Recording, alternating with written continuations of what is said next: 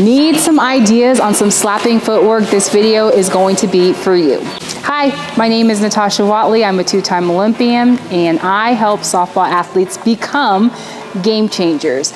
Long time no see. I know I've been MIA, but I have good reason. Last year, I gave birth to a baby girl, little Carter. If you follow me on social media, she's my pride and joy.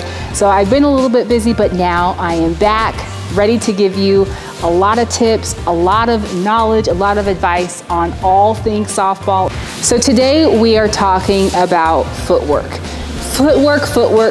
If you have worked with me, you know that footwork is so important. It is your foundation. Everything starts with your feet. We work from the ground up, especially when we are slapping. It is our core foundation. We want to make sure that we have a solid footing underneath us. So that's why I am so obsessed with footwork. So today we're going to talk about 3 drills that can help you work on your footwork. So let's get into it. The first drill is the tennis ball bounce drill. It is my favorite drill. This is great for newbies. This is great for advanced slappers. It helps you with your footwork. So what you're gonna do is you're going to, as a coach, set up 20 feet away from your athlete in their batter's box, almost as if you're going to throw front toss, and you're going to get to a close distance where you're comfortable getting that bounce right in front of that athlete.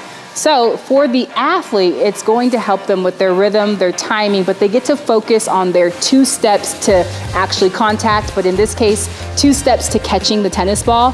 So now you're going to take those 2 steps, and now you want to make sure your athlete is not reaching for that tennis ball. They want to have that sensation of letting that tennis ball travel. So they're going to take and make sure that they're catching that tennis ball off their left hip. They are going to also make sure they are tracking this tennis ball all the way to their hands. This drill helps with hand-eye coordination as well.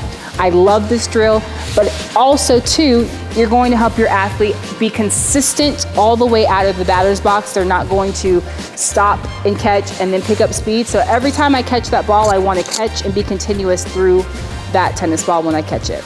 The second drill to help you work on footwork is going to be glove catches. Same concept, same idea as tennis ball bounces, but a little bit different. Now we're gonna try to use a pitching machine. I think that's best. Or if you actually have a pitcher who can throw circles, more power to you. That will also help as well.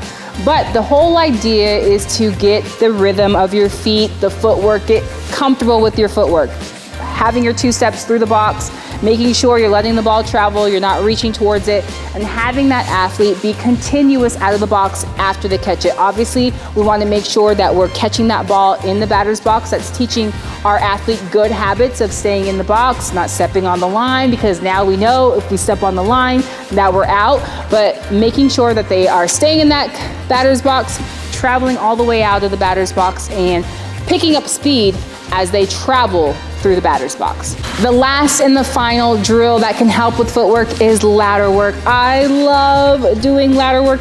Not only is it fun and entertaining, but it actually gets the job done with focusing on our footwork, making sure that we're having quick feet through the ladder, making sure that we're busting out of the ladder, doing all types of things that you could do with the ladder. But what I love to do is doing different exercises through the ladder. You can do 2 feet in the hole, you can do 1 foot in each hole, you can hop in each hole, but every time you do it, you always want to be lateral. So when we're focusing on our triple threats and our slap hitters, we always want to try to lead through the ladder with our right shoulder. So always moving through it laterally, focusing on making that movement as much as possible. Once you get out of the ladder, you can have your athlete actually work on their crossover step. They can actually work on a crossover and they can sprint out. Once they work on coming out and they do that crossover, you can bounce a tennis ball, have them work on hand-eye coordination after they were tired, going through the ladder. There's just so many things that you could do with the ladder. I love doing it. I hope that you incorporate the ladder in your workout. It's a lot of fun, and it definitely can hone in on your footwork. So I love making these videos. I will be back here next week with another video. Make sure down in the comments you tell me other topics that you want to hear about. Make sure you subscribe if you haven't subscribed so that you can be alerted every single time I put out a new video. And if you like this video, make sure you like it. I'll see you next week.